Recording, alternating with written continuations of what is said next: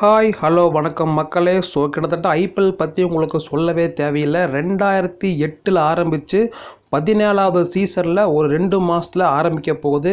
IPL டீமை பொறுத்த வரைக்கும் நிறைய கேப்டன் வந்தாங்க போனாங்க போயிட்டே இருக்காங்க. ஆனால் சென்னையை பொறுத்த வரைக்கும் ஒரே தலை ஒரே சிங்கம் நம்ம தலை தோனி தான். அவர் என்ன சொல்லியிருக்காருன்னா, இத்தனை வருஷ பீரியடில் ஒரு சில வெளிநாட்டு பிளேயர்கள் தான் எனக்கு ரொம்ப சவாலாக இருந்தாங்க. அவங்கள நான் எப்படி ஹேண்டில் பண்ணினேன் அப்படிங்கிறத பற்றி ரொம்ப தெளிவாக மனம் திறந்து மீடியாவுக்கு சொல்லியிருக்காங்க. ஸோ அதை பற்றி தான் இந்த வீடியோவில் ஃபுல் டீட்டெயில்டாக பார்க்க போகிறோம். ஸோ அதுக்கு முன்னாடி நீங்கள் நம்ம சேனலை சப்ஸ்கிரைப் பண்ணிக்கங்க. அப்போ தான் நாம் போடக்கூடிய ஒவ்வொரு கிரிக்கெட் சம்மந்தப்பட்ட செய்திகளும் உங்களுக்கு வந்துகிட்டே இருக்கும்.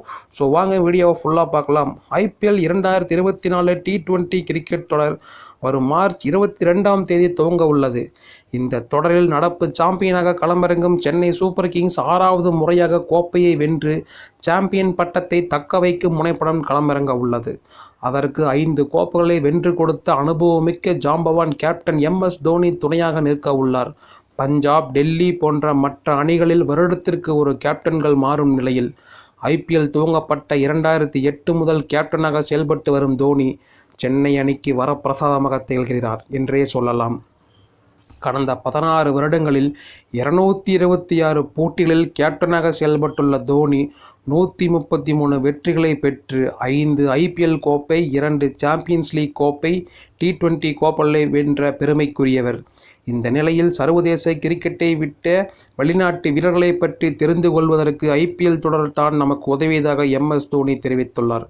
மேலும் ஐபிஎல் துவங்கப்பட்ட 2008 சீசனில் ஹெய்டன், முரளிதரன் போன்ற பல்வேறு நாடுகளைச் சேர்ந்த 5 வெளிநாட்டு வீரர்களை புரிந்து கொண்டு கேப்டனாக செயல்பட்டது மிகப்பெரிய சவாலாக இருந்ததாக தெரிவிக்கும் தோனி, இது பற்றி ஷார்ட் ஸ்போர்ட்ஸ் தொலைக்காட்சியில் பேசியது, வெளிநாட்டு வீரர்களை பற்றி புரிந்து கொள்வதற்கு ஐபிஎல் எனக்கு வாய்ப்பு கொடுத்தது. பொதுவாக சர்வதேச கிரிக்கெட்டில் நான் எதிரணி வீரர்களிடம் அதிகம் பேச மாட்டேன்.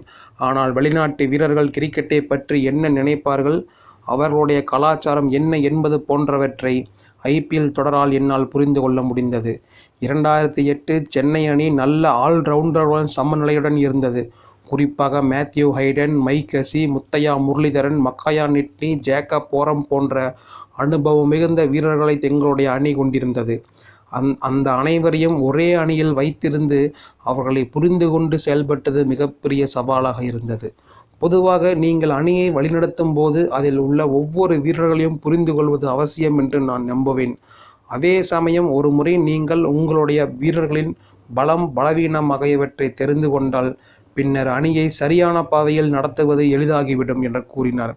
இதைத் தொடர்ந்து இந்த வருடம் சென்னையில் துவங்கும் ஐபிஎல் தொடரின் முதல் போட்டியில் CSK மற்றும் பெங்களூரு அணிகள் மோத உள்ளது குறிப்பிடத்தக்கது.